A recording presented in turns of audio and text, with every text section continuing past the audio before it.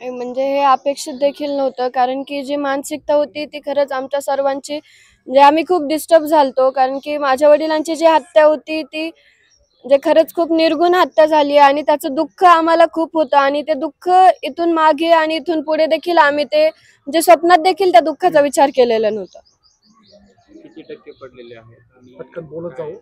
कुटुंबियांना सांगितले का त्यांचं काय? हे 85.33 मार्क्स आहेत. आणि आज खंत या गोष्टीची वाटतेय, की आज सर्वजण सोबत आहेत, पण माझे वडील माझ्यासोबत नाहीत. त्यांची कौतुकाची थाप माझ्या पाठीवर आज पडणार नाही. आज देखील नाही तर इथून पुढे ती थाप माझ्या पाठीवर कधीच पडणार नाहीये. आणि ज्या लोकांनी माझ्या वडिलांना आमच्यापासून माझ्या कुटुंबापासून, गावापासून त्यांना हिरावून घेतलं, त्या लोकांना लवकरात लवकर सरकारने फाशी द्यावी. आज आमचं कुटुंब जे उघड्यावर पडलंय, आमचे जे डिसिजन आहेत ते थांबलेले आहेत.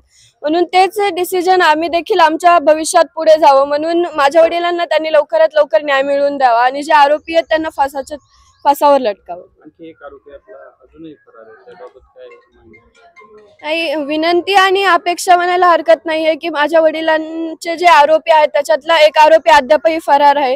त्याला प्रशासनाने लवकरात लवकर ताब्यात घेऊन त्यांना सुद्धा यामध्ये म्हणजे ते तर आरोपी आहेत, पण त्यांना फाशीची शिक्षा लवकरात लवकर झाली पाहिजे.